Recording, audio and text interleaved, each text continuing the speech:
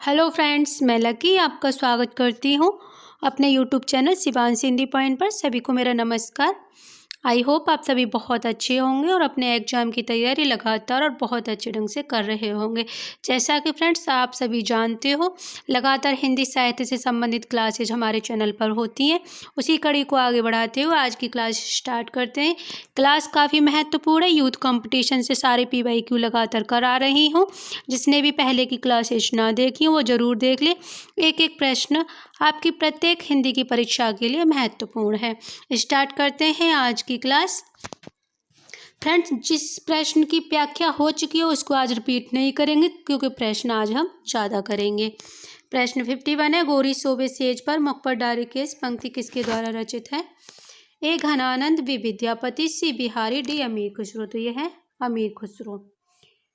Next 52 है, आदिकाल के किस कवि ने खड़ी बोली में रचना की है? ए नरपति नाला, सी चंद्रवरदाई, बी विद्यापति, डी अमीर खुसरो। तो फ्रेंड्स, खड़ी बोली की रचना अमीर खुसरो ने की है।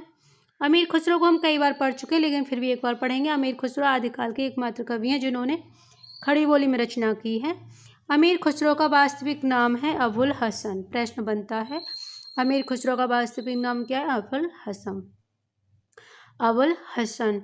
और इनके जो गुरु का नाम था वो था निजामुद्दीन औलिया। और अमीर खुसरो खड़ी बोली के कवि कहे जाते हैं। इनकी रचना खालिक वारी, पहेलियाँ, मुकुरियाँ, दो सुकने, गजल आदि। प्रश्न 53 है, पृथ्वीराज शोक के रचयिता कौन है? ए जगनिक, सी नरपतनाला, वी नद्यालपति विजय, डी चंद्रवरदाई। तो ये थे चंद्रवरदाई। पृथ्वीराज रासो की कई बार व्याख्या करा चुकी हूँ तो उसे मैं फिर से रिपीट नहीं कराऊंगी। विद्यापति किसके दरबारी कवि थे? ए श्री सिंह, बी कीर्ति सिंह, सी जय सिंह, डी माधो सिंह। तो ये थे कीर्ति सिंह के। यहाँ की ये जो व्याख्या है वो बहुत ही महत्वपूर्ण है, उसको ध्यान से सुनिएगा और खुद भी इसको पढ़िएगा। विद्यापति तिरहुत के राजा शिव सिंह और कीर्ति सिंह के यहाँ दरबारी कवि थे। ये प्रमुख आदिकालीन कवि हैं, ये ध्यान रखिएगा। यहाँ राजा शिव सिंह और कीर्ति सिंह दोनों हैं।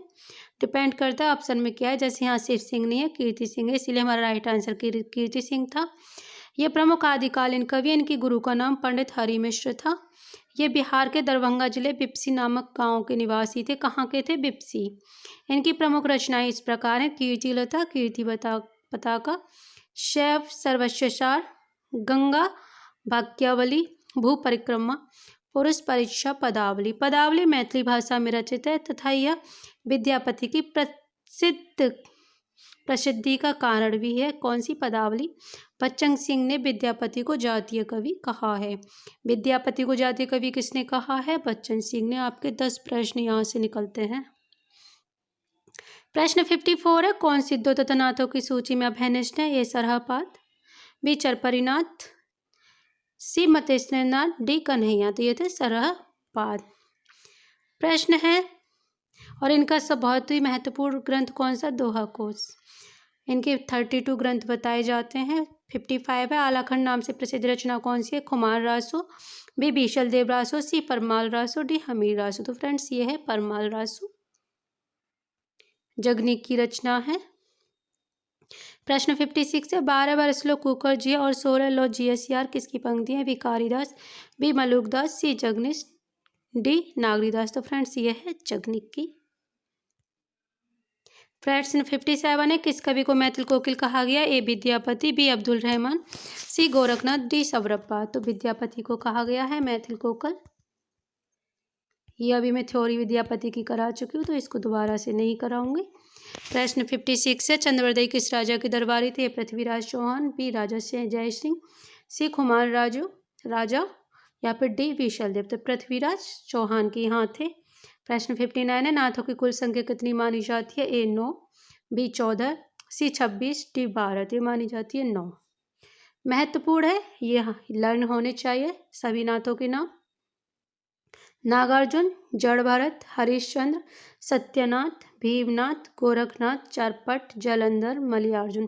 गोरखनाथ का नाथ पंथ बौद्धों की वज्रायन शाखा से निकला हुआ माना जाता है। नाथ पंथ के प्रवर्तक गोरखनाथ हैं। प्रश्न 60 है, रानी केतकी की कहानी के रचनाकार कौन है? ए चंद्रधर शर्मा गुलेरी, बी प्रेमचंद, सी ईसा अल्लाह खां, डी लल्लू लाल जी। तो फ्रेंड्स, ये हैं ईसा अल्लाह खां। दिए गए विकल्प पर रानी केतकी कहानी के रचनाकार ईसल्ला खां हैं। इसका एक और नाम कौन सा उदयभान चरित है। चंद्रधर शर्मा गुलेरी की रचना है कछुआ धर्म मारे सुमोय कुठाव है। प्रेमचंद की रचना है सेवा सदन करबला प्रेम की वेदी गवनाद है। लल्लूलाल को उर्दू में यामनी भाषा कहते थे। उर्दू को यामनी भाषा कहते थे, किसको? उर्दू को। प्रश्न 61 है, आदिकाल में खड़ी बोली को काव्य की भाषा बनाने का पहले वाले कवि कौन है? ए ज्योतिषोर ठाकुर, सी विद्यापति, बी अमीर खुसरो, डी गोरखनाथ। तो फ्रेंड्स ये हैं अमीर खुसरो। अमीर खुसरो को हम कई बार पढ़ चुके हैं तो इसीलिए उसकी थ्योरी नहीं करेंगे। प्रश्न 62 है, आध्यात्मिक रंग के चश्मे आजकल बहुत सस्ते हो गए हैं, उन्हें चढ़ाकर जैसे लोगों ने गीत गोविंद पदों को आध्यात्मिक संकेत दिया है बताया, वैसे ही विद्यापति के इन पदों को भी शुक्ल जी ने उक्त कथन का आशय है। ए विद्यापति के पदों में को आध्यात्मिक चश्मे में देखना चाहिए। बी विद्यापति के पदों और गीत गोविंद में भाव साम्य नहीं है। सी विद्यापति के पद अधिकतम श्रृंगार के ही हैं। डी विद्यापति के पदों की रचना भक्ति की दृष्टि से की गई है। तो इसका राइट आंसर सी है, विद्यापति के पद अधिकतम श्रृंगार के ही हैं। प्रश्न है 63, पहले जैसे गाथा या गाहा कहने से प्राकृत का बोध होता था, वैसे ही पीछे कहने से अपभ्रंश का लोक प्रचलित काव्य भाषा का बोध होने लगा। लोक प्रचलित काव्य भाषा का बोध होने लगा। आचार्य शुक्ल ने यह कथन के रिक्त स्थान में किया आएगा। ये चौपाई या चौपाई, बी रासो या रासक, सी दोहा या दुआ, डी छपाई। तो ये आएगा फ्रेंड्स दोहा।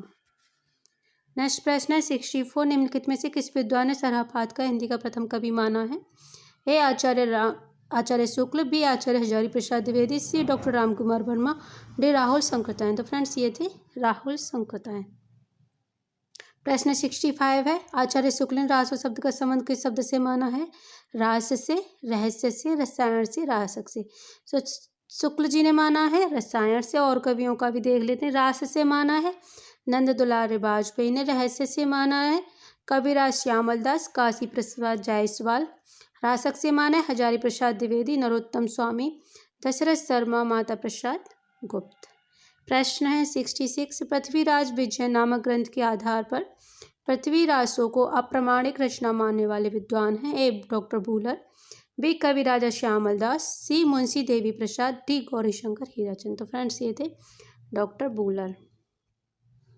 प्रश्न 67 है, गद्य पद्य मिश्रित चंपू काव्य की प्राचीनतम हिंदी कृति कौन सी है? ए वर्ण रत्नाकर, बी उक्ति व्यक्ति प्रकरण, सी राहुल वेल, डी परमात्म प्रकाश। तो ये थी राहुल वेल। राहुल वेल कैसा काव्य है? ये एक चंपू काव्य है। हिंदी साहित्य में नक्सिक वर्ण श्रृंगार परंपराकार में इसी रचना से माना जाता है। इस रचना में हिंदी के 7 बोलियों के शब्द मिलते हैं, जिसमें राजस्थानी प्रधान है। राहुल वेल एक श्लाघित कृति है। प्रश्न निकलता है यहाँ से, इसके रचनाकार रोड़ा कवि हैं। वर्ण रत्नाकर मैथिली में रचित ज्योतिषोर ठाकुर की प्रथम गद्य रचना है। इसका ढांचा विश्वकोशात्मक है। अब पढ़ते हैं उक्ति व्यक्ति प्रकरण एक व्याकरण ग्रंथ है, जिसकी रचना महाराज गोविंद चंद की सभा में पंडित दामोदर शर्मा ने 12वीं शताब्दी के आसपास किया था। परमात्म प्रकाश नामक पुस्तक की रचना जो इंदु ने की। सभी के सभी महत्वपूर्ण हैं। यहाँ मिलान करना है। बीसलदेव रासो का है नरपतनाला, बीसलदेव रासो नरपतनाला की रचना है। खालिकवारी अमीर खुसरो की है। भरतेश्वर बाहुबली राज सालिभद्र सूरी की है। दुआ कोश की रचना का सरहापाद है। कीर्तिलता के रचनाकार विद्यापति हैं। प्रश्न है 69, जनता की चित्तवृत्ति के परिवर्तन के साथ साहित्य के स्वरूप में परिवर्तन नहीं होता। तर्क, क्योंकि प्रत्येक देश का इतिहास वहाँ की जनता की चित्तवृत्ति का संचित प्रतिबिंब है। तो इसमें से हमें तर्क देखना है सही या गलत किया है। तो फ्रेंड्स ये सही है, दिया गया स्थापना गलत है, एक तर्क सही है।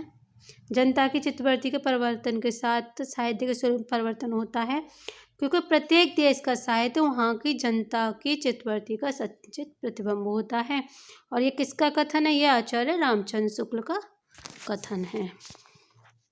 प्रश्न 70 है, गोरखनाथ की साधना पद्धति का नाम है। ए वज्रायणी साधना, बी हठयोग साधना, सी काल भैरव साधना, डी सम्यक साधना। तो फ्रेंड्स ये है वज्रयानी साधना। प्रश्न 71 है, हेमचंद्र का सिद्ध हेम शब्द अनुशासन है। ए दार्शनिक ग्रंथ, बी लोकोपदेशा परक ग्रंथ, सी व्याकरण ग्रंथ, डी सौंदर्य परक। तो फ्रेंड्स ये है व्याकरण ग्रंथ। प्रश्न 72 है, पाहुड़ दोहा ग्रंथ के रचनाकार हैं। ए जोइंदू, बी राम सिंह, सी जिंदा सूरी, डी धनपाल। तो ये थे राम सिंह। प्रश्न 73 है, मैं हिंदुस्तान की तूती हूँ, यह कथन किस लेखक का है। ए कल्लूलाल, बी ईसा अल्लाह खां, सी अमीर खुसरो, डी भारतेंदु हरिश्चंद्र। तो ये है अमीर खुसरो का। ये थ्योरी मैं इसलिए नहीं करा रही हूँ क्योंकि ये थ्योरियाँ कुछ मैं पहले करा चुकी हूँ। प्रश्न 74 है, देसी लवैना सब जन मिठा, देसी भाषा के मिठास का यह वर्णन करने वाले रचनाकार का नाम है। ए शालभद्र सूरी, बी हजारी प्रसाद द्विवेदी, सी चंद्रवरदाई, डी विद्यापति। तो फ्रेंड्स ये हैं विद्यापति। प्रश्न 75 है, सारंगधर पद्धति किस विधा की रचना है। ए महाकाव्य, बी सुभाषित संग्रह, सी खंड काव्य, डी एकार्थ काव्य। तो यह है सुभाषित संग्रह। प्रश्न 76 है, मैथिल कोकिल नाम से जाने जाते हैं। ए रहीम, बी सुंदरदास, सी जयदेव, डी विद्यापति। ये हैं विद्यापति। और इनको और नामों से किस किस से जाना जाता है। अभिनव जयदेव, कवि शेखर, कवि कंठहार, नव कवि शेखर, खेलन कवि, दशावधान, पंचानन आदि। प्रश्न 77 है, विक्रमी की 7वीं शताब्दी से 11वीं तक अपभ्रंश की प्रधानता रही और फिर वो पुरानी हिंदी में परिगणित हो गई। यह कथन किस विद्वान का है। ए सुनीत कुमार चटर्जी, बी चंद्रधर शर्मा गुलेरी, सी ग्रियर्सन, डी धीरेन्द्र वर्मा। तो यह है चंद्रधर शर्मा गुलेरी का। इनकी 3 ही कहानियाँ लिखी हैं, तीनों ही महत्वपूर्ण। सुखवय जीवन 1911, बुद्धू का कांटा 1914, उसने कहा था 1915। प्रश्न 78 है, पृथ्वी राजरासों में कितने समय हैं। ए 59, बी 69, सी 79, डी 89। तो यह है 69। पृथ्वी राजरासों की कई बार मैं थ्योरी करा चुकी हूँ, अगर देखनी हो तो स्टॉप करके वीडियो देख लीजिएगा। प्रश्न 79 है, चंद्रधर शर्मा गुलेरी ने साहित्यिक अपभ्रंश को किस नाम से पुकारा। ए अवट्ट, बी पुरानी हिंदी, सी अपभ्रंश, डी देसी भाषा। तो ये थी पुरानी हिंदी। आज का लास्ट प्रश्न है क्योंकि आज हम 30 प्रश्न कंप्लीट कर चुके हैं। निम्नलिखित में से कौन सी रचना अपभ्रंश की नहीं है। ए पमचर्यू, बी पाहुड़ दोहा, सी भविष्यतः, डी चित्रावली। तो फ्रेंड्स चित्रावली नहीं है। चित्रावली रचना अपभ्रंश भाषा की नहीं बल्कि चित्रावली 1913 उस्मान नामक कवि सूफी कवि द्वारा रचित अवधी भाषा में चौपाई दोहे प्रयुक्त छंद है। पमचर्यू शंभू द्वारा रचित पाहुड़ दोहा राम सिंह का, भविष्यतः का धनपाल का है। तो फ्रेंड्स ये मेरी आज की क्लास थी। धीरे धीरे प्रश्न बढ़ाते जाएंगे क्योंकि कोशिश करेंगे DSSB TGT हो तब तक हम पूरा यूथ कंपटीशन एक बार रिवीजन कर लें क्योंकि PYQ से हमारा लेवल अच्छा होता है। तो फ्रेंड्स मिलते हैं कल की क्लास में इसी सीरीज को आगे बढ़ाते हुए। सीरीज आपके लिए बहुत ही महत्वपूर्ण हो सकता है कि आपको थोड़ा सा बोर लगे क्योंकि ये मैंने टाइप नहीं किए हैं, लेकिन आप सबको ज़्यादा से ज़्यादा पढ़ाया जा सके इसीलिए ऐसा किया जा रहा है।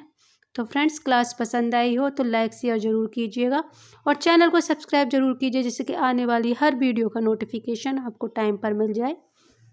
वीडियो देखने के लिए धन्यवाद। मिलते हैं कल की क्लास में।